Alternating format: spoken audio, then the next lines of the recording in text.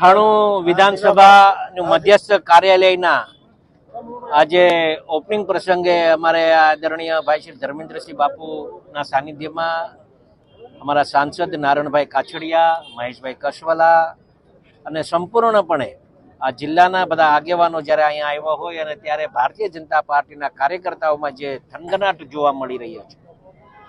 7મી તારીખ લોકો રાહ જોઈને બેઠા છે કે 7મી તારીખ આવે અને સવારના પોરમાં 6:30 વાગ્યાથી લાઈન લગાડી અને યશસ્વી વડાપ્રધાન નરેન્દ્રભાઈ મોદીજીને ત્રીજી વખત વડાપ્રધાન તરીકે જોવા ઈચ્છી રહ્યા છે.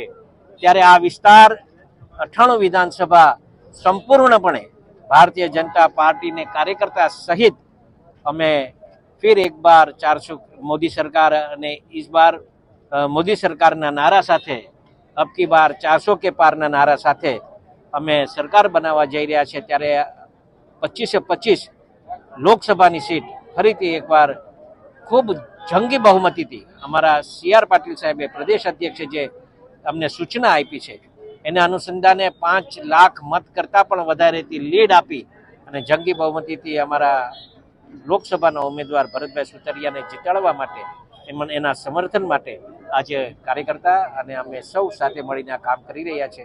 ત્યારે અમને વિશ્વાસ છે કે ભારતીય જનતા પાર્ટીનો દરેક કાર્યકર્તા અડીખમ રીતે કામ કરશે અને જરાય એમાં પાછી પાની નહીં કરે. આટલો વિશ્વાસ સાથે ફરીથી એકવાર ભારત માતા કી જય, વંદે માતરમ.